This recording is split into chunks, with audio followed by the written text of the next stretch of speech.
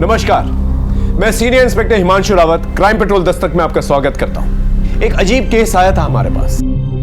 मान लीजिए आपको चोट लगी है, सारी दुनिया कह रही हो कि आपको चोट लगी है, आपको भी दिख रहा हो कि आपको चोट लगी है, लेकिन आप ये मानने को तैयार ही नहीं कि आपको चोट लगी है। ऐसे इंसान को क्या कहेंगे आप? पागल? हम जिस केस के बारे में बात कर रहे हैं उस केस में कोई पागल नहीं था, लेकिन हालात ऐसे थे कि कोई भी पागल हो सकता था, क्योंकि अपराध चीख चीख के दस्तक दे रहा था, लेकिन सुनने को कोई भी तैयार नहीं था।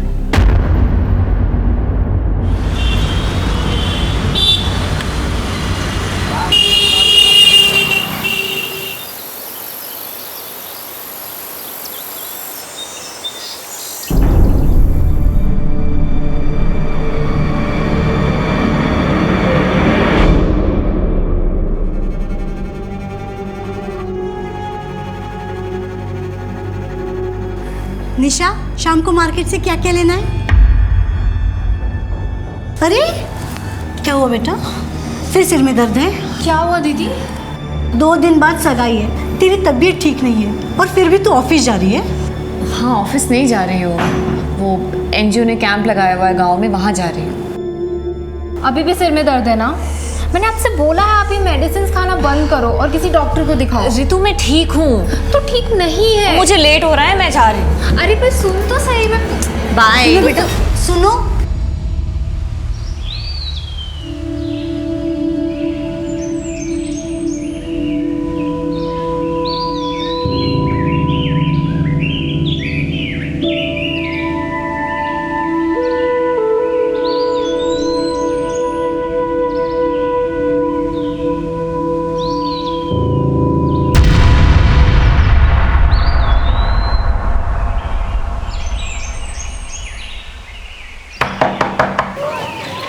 नमस्ते दीदी। कैसी हो सलमा? मैं ठीक हूँ दीदी। अच्छा, ये लो। दीदी, इसके साथ कोई दवा भी होती तो दे देती। आजकल ना हमको बहुत चक्कर आ रहे हैं। सुना है कि तुम फिर से प्रेग्नेंट हो।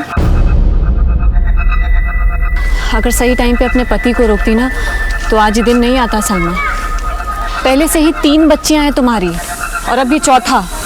अपनी सेहत पे ध्यान नहीं दोगी ना तो किसी दिन मर जाओगी। अब हम क्या करें दीदी? आप तो सब जानते ही हैं ना, और ये पहले भी।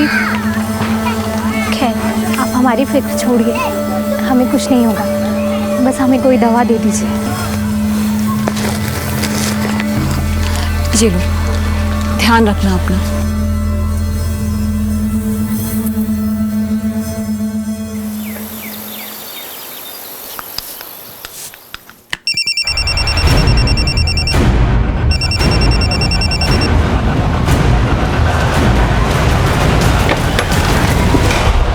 क्या हुआ माँ? मुझे यहीं कहीं से मोबाइल की आवाज आई। माँ, आपके कान बज रहे हैं। क्या आपने मोबाइल दिलाया जो बजेगा? जब तक हाई स्कूल पास नहीं कर लोगे ना, मोबाइल नहीं मिलेगा।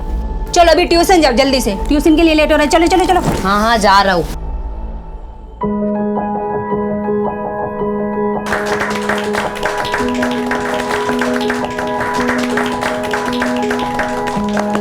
कैलाश, तरुण नहीं आया? नहीं भाई, सब उसके साथ तबीयत खराब थी।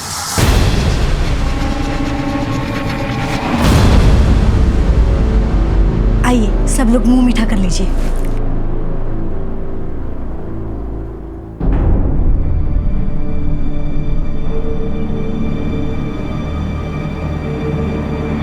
निशा, तुम ठीक हो? निशा,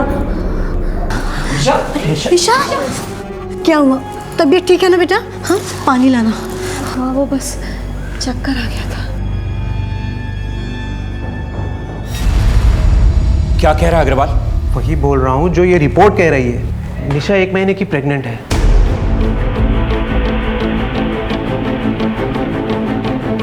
सुशील, तुम्हें ठंडे दिमाग से काम लेना होगा। पापा, अजीत, मैं सच कह रही हूँ। मुझे सच में नहीं पता कि रिपोर्ट्स में ये सब कैसे आ गया। मैं प्रेग्नेंट कैसे हो सकती हूँ पापा? मैं सच कह रही हूँ, मैं ऐसा कभी नहीं कर सकती। एक तो तुमने हमारी नाक कटवा दी, ऊपर से तुम दोनों मिलकर ये नाटक कर रहे हो। मैं इसको क्या समझता था, और ये क्या? अब मुझे क्यों ब्लेम कर रहे हैं अंकल? अजीत, निशा तुम्हारे साथ बाहर जाती थी तो ये तुम्हारा बच्चा नहीं तो किसका बच्चा है? हाँ आंटी, इसका जवाब आप अपनी बेटी से क्यों नहीं पूछती? माँ पापा आप लोग मेरा यकीन कीजिए प्लीज, मैंने ऐसा किसी के साथ नहीं किया है, ना ही अजीत के साथ और ना ही किसी और के साथ। अब बोलिए, अब क्या बोलेंगे आप? किसी और का बच्चा, आप लोग मेरे मत्थे मर रहे हैं। मेरी माँ तो पहले ही इस शादी के खिलाफ थी और अब तुम्हारी ये हरकतें देखकर ना मुझे तो ऐसा लग रहा है कि मैं ही बेवकूफ था जो तुमसे शादी करने जा रहा हूँ। ये क्या कह रहे हो अजीत? प्लीज मेरा विश्वास करो। विश्वास? धोखा तुमने दिया है निशा, विश्वास की बात ना करो तो ही बेहतर है। अरे शर्म आनी चाहिए तुम्हें। और अब ना मुझे तुमसे कोई रिश्ता नहीं रखा। अजीत, अजीत मेरी बात सुनो। पापा दीदी की तबीयत खराब है और वैसे भी ये भी तो हो सकता है कि डॉक्टर ने रिपोर्ट्स गलत दे दी हो। पापा तू मुझे समझाएगी क्या सही और क्या गलत? तू जानती थी ना सब इसके बारे में? बोल निशा, तू बता किसके साथ मुंह काला किया तूने? किसी के साथ नहीं पापा, आप समझ क्यों नहीं रहे? मुझे लगता है मेरे साथ किसी ने कुछ गलत किया है, हमें पुलिस में कंप्लेन करनी चाहिए। दिमाग खराब हो गया तेरा? क्या बताएगी पुलिस को कि कोई भूत आया था और उसने ये सब किया है तेरे साथ? एक बात कान खोल के सुन ले, ये रिश्ता टूटना था, टूट गया। अब मैं और बेइज्जती बर्दाश्त नहीं करूंगा। परसों डॉक्टर का अपॉइंटमेंट है, इस बच्चे का अबॉर्शन करो और ये किस्सा यहीं खत्म करो।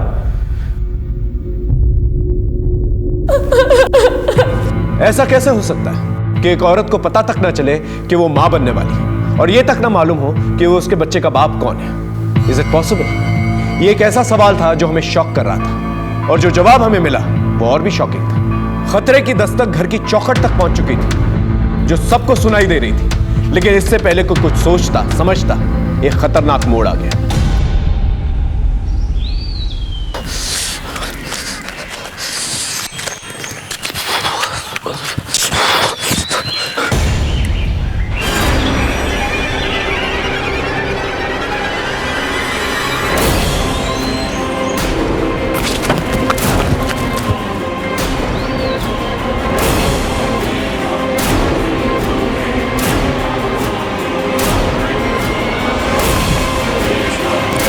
चलिए हटिए हटिए।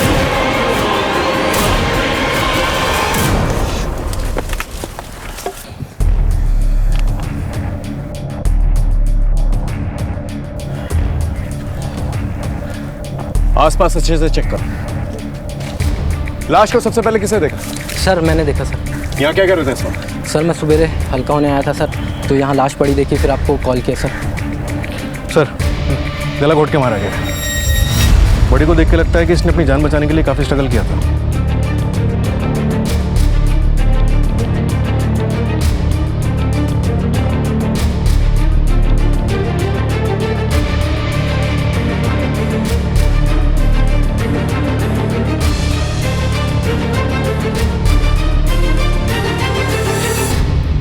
कोई पहचानता है इसे? पहचानते तो नहीं है, पर पास में ही गार्डन है सर यहाँ पे, तो वहाँ पे बहुत सारे लड़की लड़के आते रहते हैं सर, शायद वहीं की होगी सर।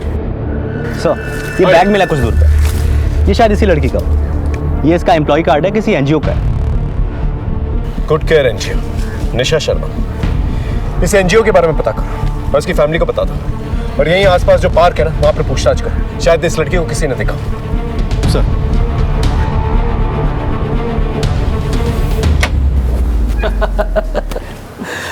अरे सॉरी। अरे कोई बात नहीं, thank you. Thank you.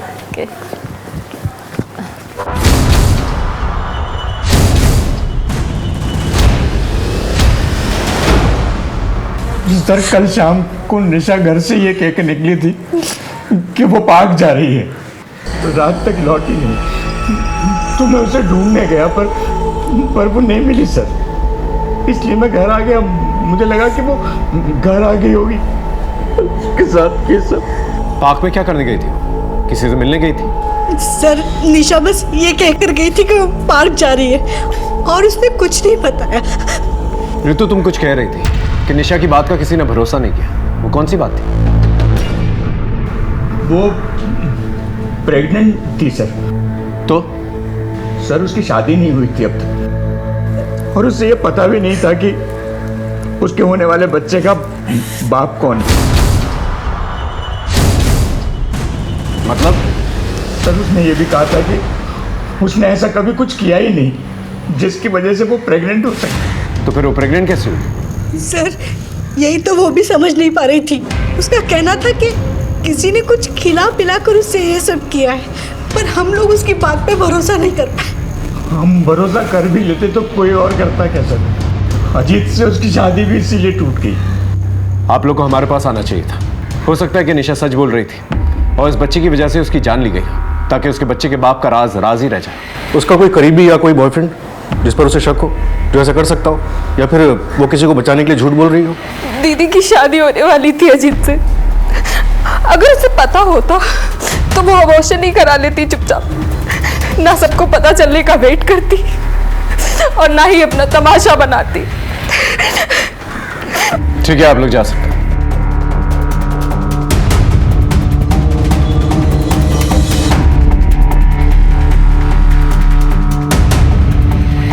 Sir, जिस जगह निशा की लाश मिली वो जगह पार्क के काफी नजदीक है। मैंने पार्क के स्टाफ से चेक किया, लेकिन किसी ने भी निशा को नहीं पहचाना।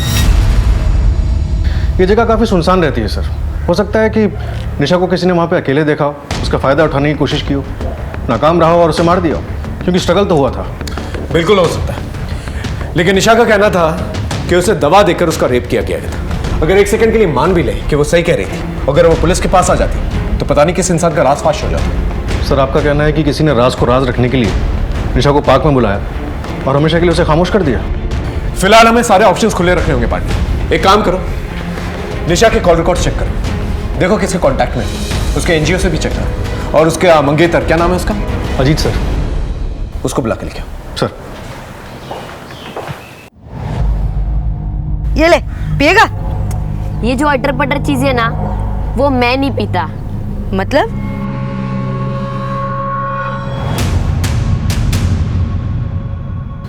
ये क्या है? ये बच्चों को बड़ा कर देती है। पिएगा? मैं नहीं पीता ये सब, तू पी।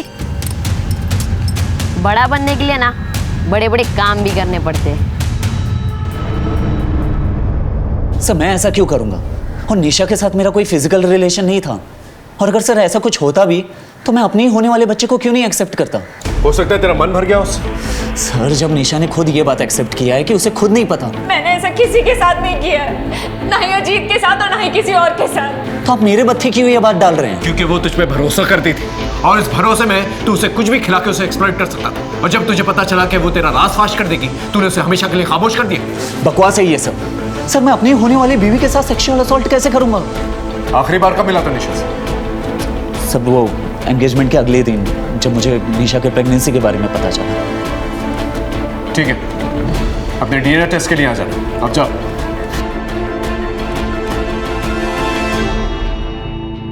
निशा की लाइफ में अजीत के अलावा कोई और भी था? जी सर, अजीत से उसकी एंगेजमेंट होने से पहले उसका अफेयर नमित के साथ चल रहा था। नमित? वो भी हमारी एनजीओ का टीम लीडर था। 1 साल के रिलेशनशिप के बाद दोनों का ब्रेकअप हो गया था। निशा की शादी का पता चलते ही उसने जॉब छोड़ दी थी। कब छोड़ी उसने जॉब? 1 महीने पहले। फिलहाल कहाँ जॉब करता है पता है? जी सर। सर, निशा के एक्स बॉयफ्रेंड के नए ऑफिस में बात हुई थी। 22 तारीख को वो देहरादून के लिए निकला था, ऑफिशियल टूर पे। इंटरेस्टिंग। निशा का भी मर्डर 20 तारीख को ही हुआ। और सर ये निशा के पोस्टमार्टम की प्रीलिमिनरी रिपोर्ट। इसके हिसाब से निशा की बॉडी में हैवी सेडेटिव के ट्रेसेस मिले हैं। इसका मतलब निशा बिल्कुल सही कह रही थी, कोई उसे सेडेटिव्स दे के मोलेस्ट कर रहा था, तभी उसे पता नहीं चला उसके बच्चे का बाप कौन है। इस नमित को उठा के लेके आओ। और सेडेटिव्स का नाम सर्टेन होते ही उसे ट्रेस करना शुरू करो। सर, ये निशा के कॉल रिकॉर्ड्स हैं। इसमें ज़्यादातर कॉल्स तो फैमिली और ऑफिस से ही हैं। सर, जो निशा को लास्ट कॉल की गई थी वो पार्क के पास के गांव जैतपुर से की गई थी। किसने किया था ये कॉल? सर, ये नंबर किसी सलमा नाम की औरत के नाम पर रजिस्टर्ड है।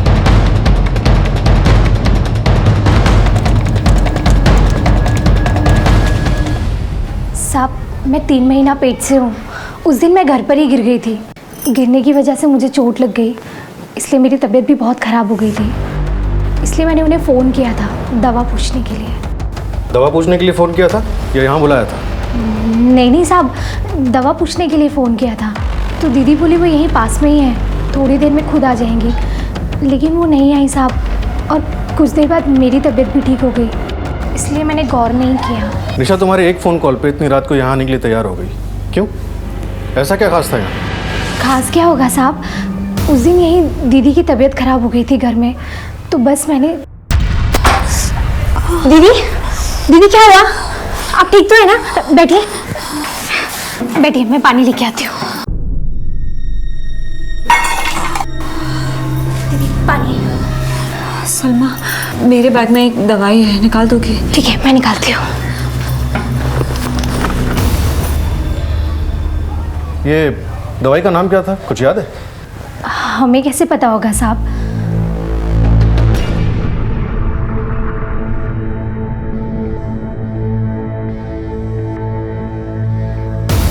पर हाँ साहब, नीली गोली थी एक। हो सकता है सर, इस दवा के ट्रेसेस निशा की बॉडी से मिले हों।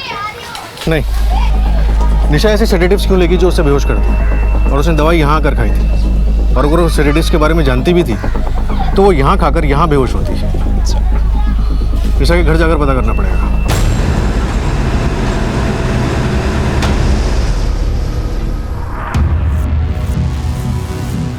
सर, ये दवाई दीदी अपने माइग्रेन के लिए खाती थी, पर वो ये तभी लेती थी जब उसका सर दर्द कंट्रोल से बाहर हो जाता था। एसिड ड्रम किसने रेकमेंड की थी ये दवाई? सर, ये दवाई निशा बहुत टाइम से ले रही थी और हमारे एक फैमिली डॉक्टर ने इसे रेकमेंड की थी। उस डॉक्टर का एड्रेस चाहिए हमें। ये दवाई लैब में भेजो और देखो सेडेटिव के ट्रेसेस के साथ मैच करती है कि नहीं। जी सर। लेकिन सर हुआ क्या है, कुछ पता चला है क्या? सुशील जी, पोस्टमार्टम रिपोर्ट के हिसाब से निशा की बॉडी में काफ़ी हैवी बेहोशी की दवाई मिली। इसका मतलब वो सही कह रही थी, उसे कोई दवाई खिला के उसका रेप कर रहा था। मुझे लगता है मेरे साथ किसी ने कुछ गलत किया है। और शायद वो वाकई में नहीं जानती कि उसके बच्चे का बाप कौन है। हम चलते हैं।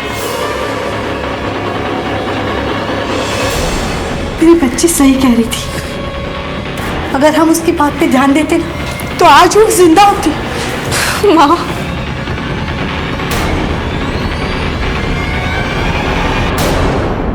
निशा जो एसिड्रम टैबलेट्स ले रही थी वो माइग्रेन की दवा है, लेकिन ये उसकी डिटेल पोस्टमार्टम रिपोर्ट के हिसाब से उसे बीएसजी नाम की टैबलेट्स बतौर सेडेटिव दी जा रही थी। ये टैबलेट्स हॉस्पिटल में एनेस्थीसिया के तौर पे यूज होती हैं। इसका मतलब निशा को बीएसजी टैबलेट्स जो है कोई जानबूझ के दे रहा था ताकि वो बेहोश हो सके, और ये काम कोई उसका अपना ही कर सकता है जिस पे वो भरोसा करती है।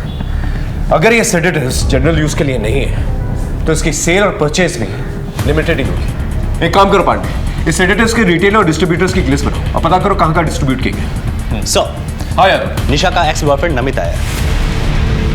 लेके आओ सर। निशा की शादी का सुनते ही नौकरी छोड़ दी और उसका मर्डर होते ही देहरादून चले गए। कोई खास वजह? कोई खास वजह नहीं थी सर, दूसरी कंपनी में प्रमोशन मिल रहा था, और रही देहरादून की बात तो वो तो पहले से ही प्री प्लान था। प्री प्लान था या प्री प्लान किया? सर, आप मुझ पे गलत शक कर रहे हैं।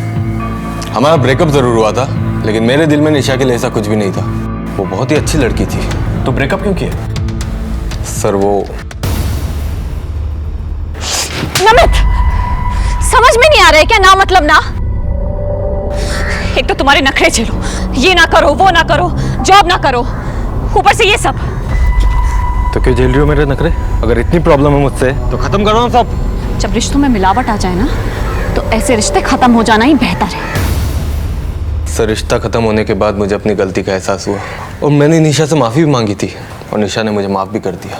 माफी मांगकर कोई भी रिश्ता फिर से कायम किया जा सकता है, लेकिन जब तुझे पता चला कि वो प्रेग्नेंट है, तूने हमेशा के लिए उसे खामोश कर दिया। 1 साल का रिलेशन था हमारा, जब उसने मुझे तब अपने पास नहीं आने दिया तो अब क्यों आने देती? इतनी अच्छी लड़की के साथ ऐसा कौन कर सकता है? जानता है किसी को? सर, जहाँ निशा की लाश मिली थी उसी गांव में हमारा 2 महीने पहले एनजीओ का कैंप लगा था। वहां पर तूने बच्ची के हाथ में ये दिया, आके मुझसे पूछा कि अब्बू इसका क्या करते हैं? बोल, 10 साल की बच्ची है, क्या जवाब दूं इसका मैं? बोल।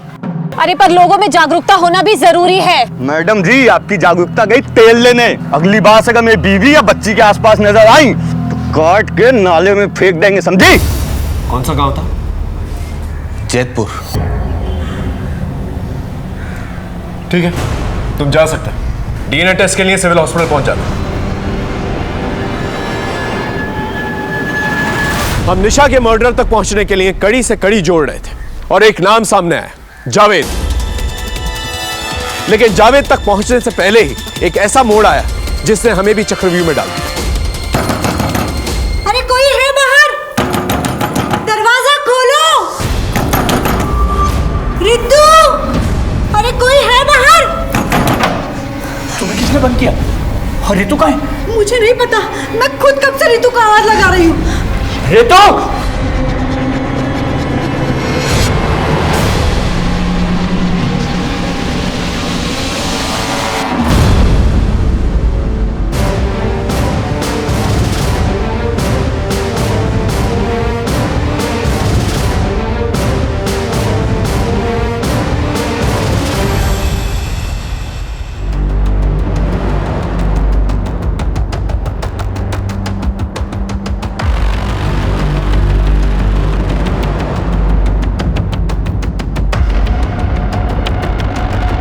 पांडे, ये सुसाइड नहीं, मर्डर है।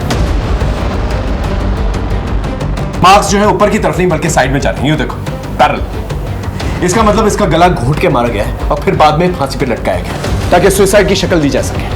पांडे, घर का हर एक कोना छान मारो और बॉडी को पोस्टमार्टम के लिए भेज दो। सर चलो।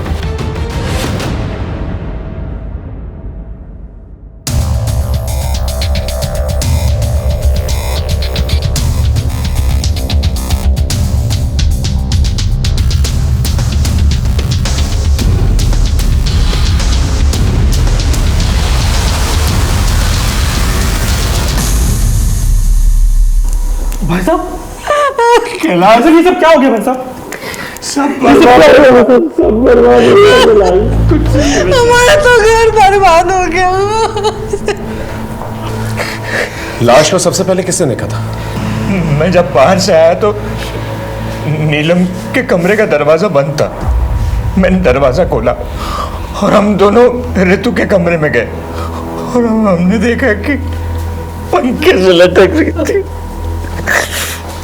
सर, हाँ पांडे, ये फोन मिला, कम से कम 50,000 का होगा, गिफ्ट रैप था। ये फोन आप लोग ने दिया इसे? नहीं, ये तो ऋतु को गिफ्ट मिला था, उसकी सहेली ने उसे गिफ्ट किया था। सहेली का नाम जानती हैं? नहीं। ठीक है।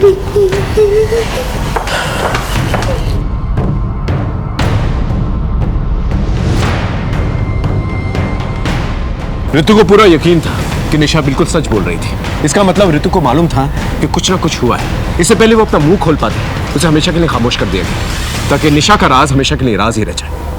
पांडे, मोहल्ले में पूछताछ करो, शायद किसी ने कुछ देखा। और ये भी पता करो ऋतु की ऐसी कौन सी रईस सहेली है जो उसे इतना महंगा गिफ्ट देती।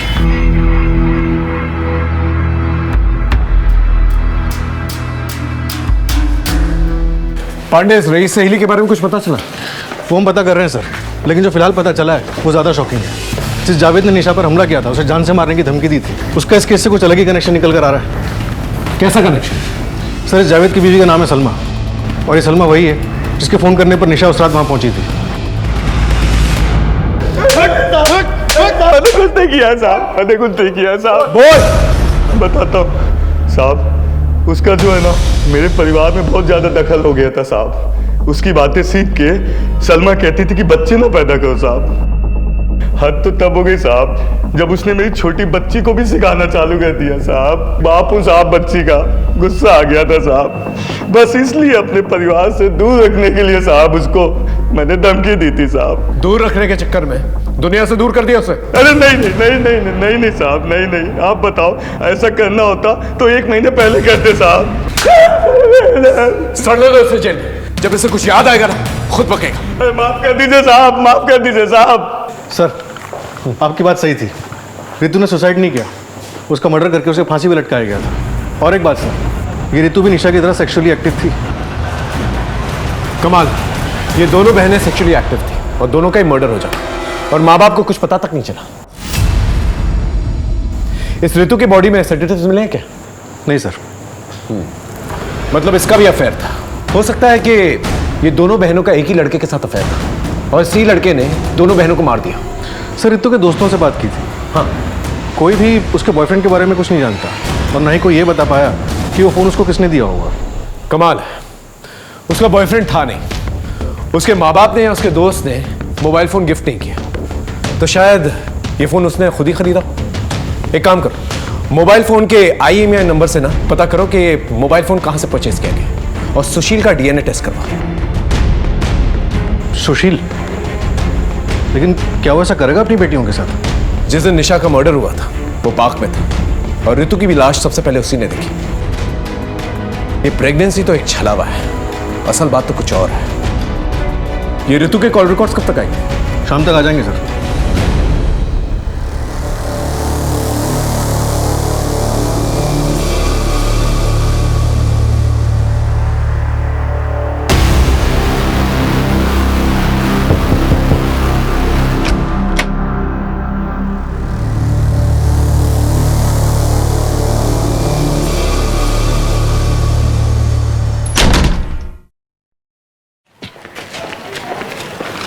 सर हाँ, निशा की तरह ऋतु के कॉल रिकॉर्ड से भी कुछ नहीं मिला।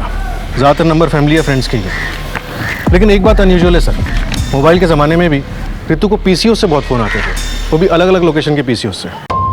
ये जो भी PCO से ऋतु को फ़ोन आते थे उन सबको क्रॉस चेक करो, देखो शायद किसी को कुछ याद हो कि ऋतु को कौन फ़ोन किया करता था। एक बात और सर, हाँ, इस केस से जुड़े हुए हमने सभी लोगों के सेलफोन लोकेशन चेक किए। उनमें से एक बंदा ऐसा है जिसका सेलफोन लोकेशन निशा के मर्डर वाले दिन पार्क में ही था, पर उसने हमें बताया नहीं। बोल बोल अबे बोल। मैं बताता हूँ सर। बोल सर, उस दिन निशा ने मुझे पार्क में बुलाया था, उसे कुछ इंपॉर्टेंट बात करनी थी। तेरे होने वाले बच्चे के बारे में ना, जिससे छुटकारा पाने के लिए तूने उसका मर्डर कर दिया। हाँ नहीं सर, ऐसी कोई बात नहीं है सर, और ना ही वो मेरा बच्चा था। तो फिर पार्क में क्यों बुलाया था उसने तुझे, और ये बात हमसे क्यों छुपाई तूने? मैं तुम्हें पागल दिखता हूँ? सच बात तो ये है कि ये बच्चा ना तुम्हारी अय्याशियों का नतीजा है। अजीत, अच्छा हुआ जो शादी से पहले ही मुझे तुम्हारा ये चेहरा भी दिख गया। तुम्हें मेरी बात पे भरोसा नहीं है ना कि मैं सच कह रही हूँ? ठीक है, मैं इस रिश्ते को आज इसी वक्त खत्म करती हूँ।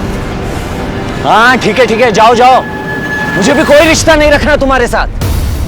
सर उस दिन हमारा झगड़ा हो गया था और अगले ही दिन जब मुझे पता चला निशा का मर्डर उसी पार्क के करीब हुआ है तो मैं घबरा गया था, इसलिए। घबराना तो वाजिब है तेरा, दो मर्डर जो शहर छोड़ के कहीं नहीं जाएगा तू, समझा? अब जा। हो ना हो, ये सारा खेल घर के किसी आदमी का, सुशील के घर पे नजर। और उस सेडेटिव्स का क्या हुआ? सर BSG का फॉर्मूला जिस कंपनी से पेटेंट है उन सभी कंपनी से डिस्ट्रीब्यूटर्स की लिस्ट मंगवा ली है। सर एक लीड मिली है, निशा के घर में उसका एक कजिन भाई रहता था, उसके एक दोस्त का पता किया है। ओके।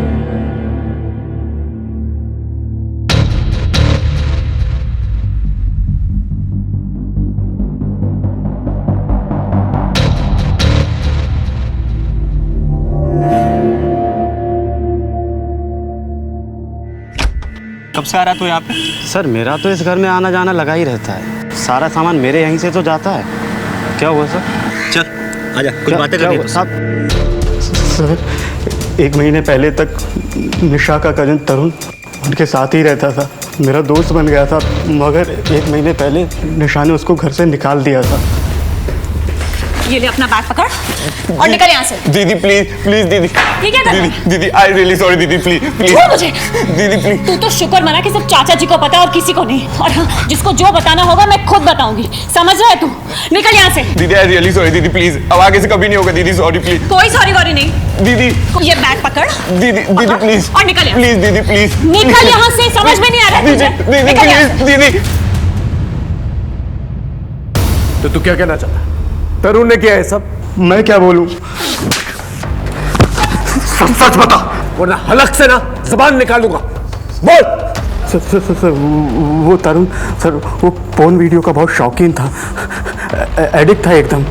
मेरी ही दुकान से रिचार्ज करवाता और 4 दिन में ही पूरा इंटरनेट पैक खत्म कर देता था पोर्न वीडियो देखकर, मगर उसकी कोई गर्लफ्रेंड नहीं थी। तो क्या? बोल। हो सकता है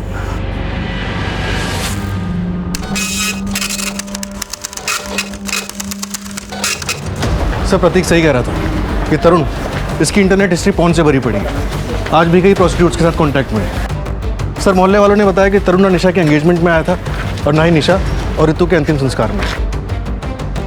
ये तरुण 1 महीने तक निशा के घर में रहा था और निशा की प्रेगनेंसी भी 1 महीने की थी। कहीं तरुण ने दवा देकर निशा को मोलेस्ट तो नहीं किया?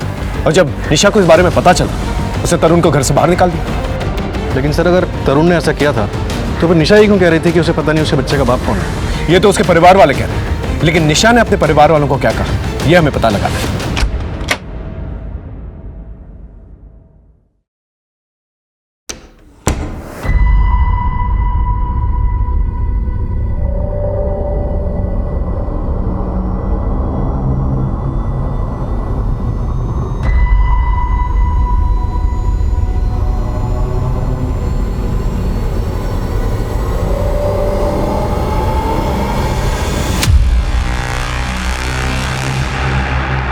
झूठ बोलता है। पूरी इंटरनेट की हिस्ट्री तेरी पॉर्न से भरी हुई है। प्रोस्टिट्यूट के साथ रेगुलर कांटेक्ट में रहता है और तू कह रहा है कि तूने कुछ नहीं किया।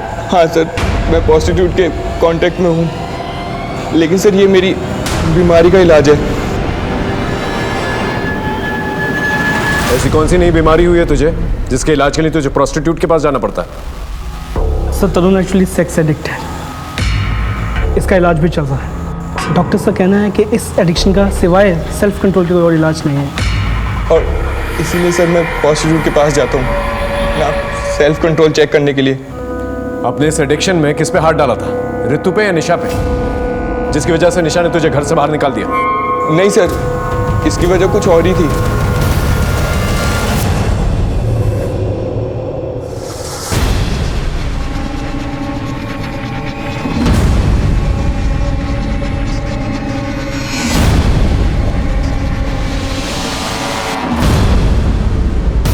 और सर मैं इसी इंसिडेंट के बाद अपने घर लौट आया था और निशा दीदी ने पापा को छोड़कर किसी और को ये बात नहीं कही थी।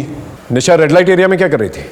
सर वो तो मुझे नहीं पता, लेकिन जब मैं निशा दीदी के घर में रहता था तो कई बार कुछ अजीब गरीब हुआ था।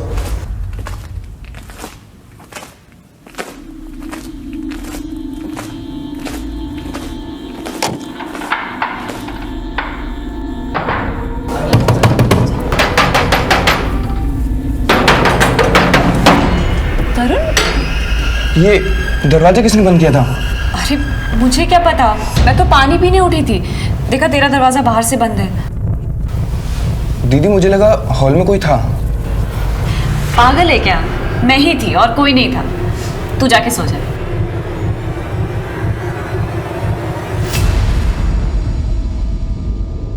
सर आई एम श्योर वहाँ कोई तो होता था। ये एक बार नहीं कई बार हुआ था। जब भी मेरा दरवाजा रात में बाहर से बंद होता था तो बाहर कोई ना कोई होता था और मेरे रूम का दरवाजा निशा दी या ऋतु में से कोई एक खोलती थी। ठीक है, तुम्हारा डीएनए टेस्ट करना होगा।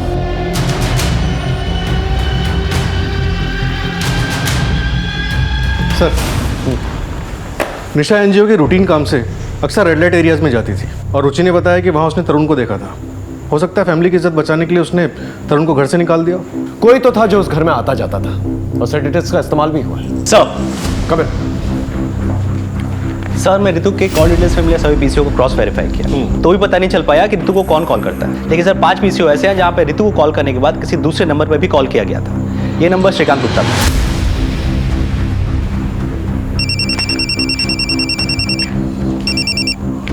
हेलो, ओके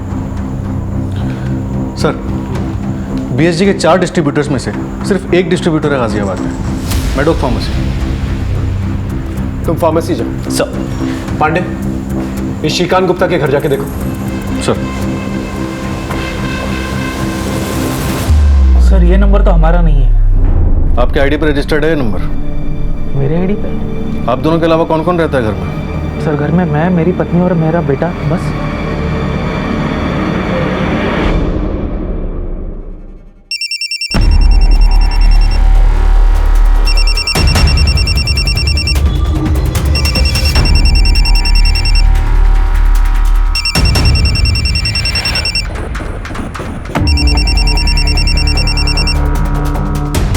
फोन किसका है? सर फोन का तो पता नहीं, लेकिन ये बैग मेरे बेटे का है।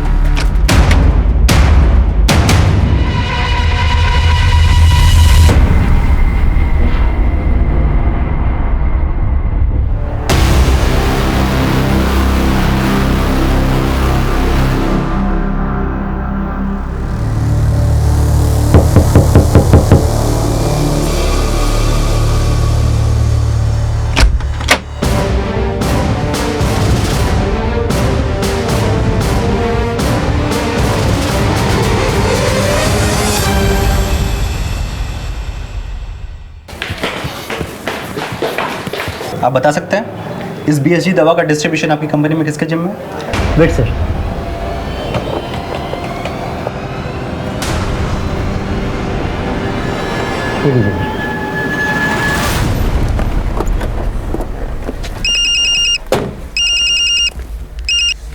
सर, उस आदमी की लोकेशन ट्रेस हो गई है जिसके पास मेडॉक कंपनी के BSG मेडिसिन के डिस्ट्रीब्यूशन का जिम्मा था। ये आदमी हाथ से नहीं निकलना चाहिए दीपक।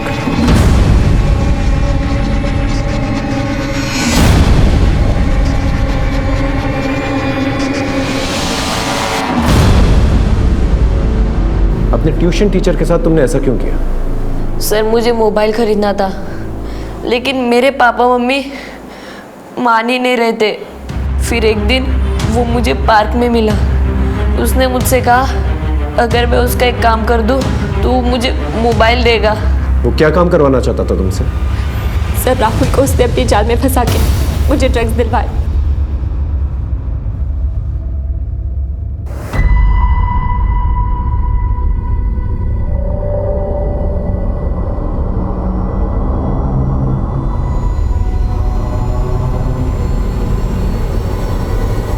उसने मुझसे कहा जैसे ही अदिति में दवा पी ले मुझे फ़ोन कर देना। मैंने वैसे ही किया। वो मुझे ड्रग्स देकर मुझ पे रेप करता रहा और उसने वीडियोस बना लिए और फिर मुझे ब्लैकमेल करता रहा। क्या नाम है उसका?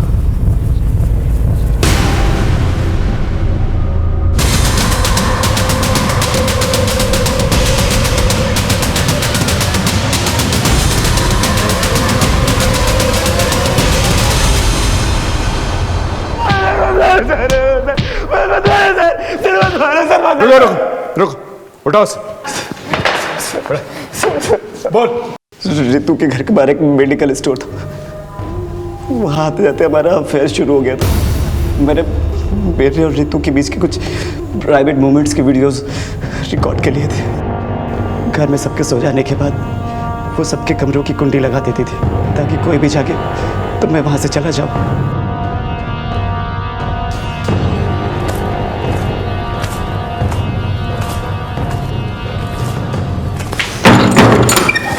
अरे रितु, तू यहाँ क्या कर रही थी रात को? मैं पानी पीने आई थी। अच्छा।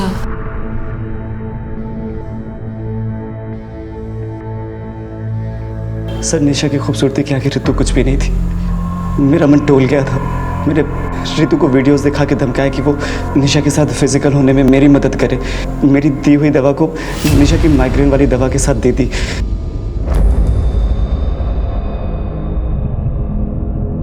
प्लीज ऐसा मत। चुप कर। वो नहीं तेरा वीडियो ना अभी तेरे बाप को भेज दूंगा। भेजू? हाँ तो चुप रहे।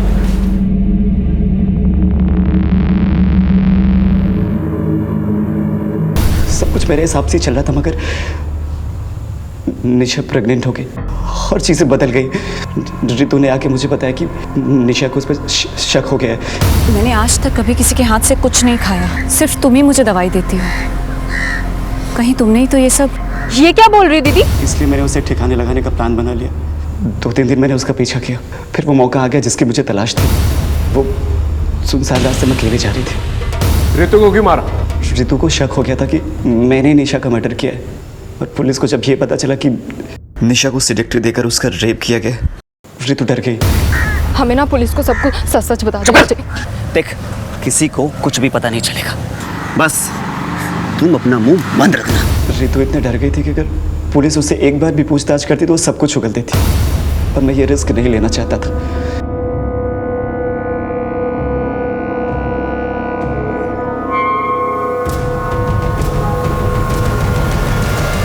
निशा को फंसाने के लिए रितु को मोबाइल गिफ्ट दिया। उस तरह से अदिति को फंसाने के लिए तूने एक 13 साल के बच्चे का इस्तेमाल किया। शर्म नहीं आई तुझे? डर नहीं लगा? मैं अपनी लत से मजबूर था।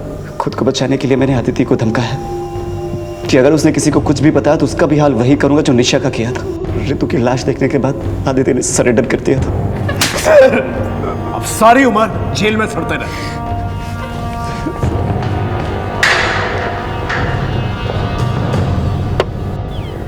देखा आपने कितनी दस्तकें मिली। निशा का अपनी तबीयत को इग्नोर करना ये एक दस्तक थी। निशा का ये बार बार कहना कि उसे नहीं पता उसके बच्चे का बाप कौन है मैं प्रेग्नेंट कैसे हो सकती हूँ पापा? और उसके फैमिली मेंबर्स को इस दस्तक को इग्नोर करना। निशा के माँ बाप को पुलिस की हेल्प लेनी चाहिए थी। मोबाइल फोन का सीक्रेटली इस्तेमाल करना यह भी एक बहुत बड़ी दस्तक थी। बच्चों पे नजर रखना बहुत जरूरी है क्योंकि कोई भी उन्हें बहला फुसलाकर गलत काम करवा सकता है। अजय ने जब रितु को ब्लैकमेल करना शुरू किया तो वो पुलिस की मदद ले सकती थी, लेकिन वो चुप रही और अजय का शोषण सहती रही और उसी चुप्पी की वजह से निशा भी अजय का शिकार बनी। इसलिए चौकन्ना रहना बहुत जरूरी है। फिर मिलेंगे एक नए केस के साथ, तब तक देखते रहिए क्राइम पेट्रोल दस्तक। मकसद बताना नहीं, बचाना है। और हाँ, एक और बात, मंगलवार 27 नवंबर से क्राइम पेट्रोल दस्तक एक नए समय पर दिखाया जाएगा, रात को 10:30 बजे।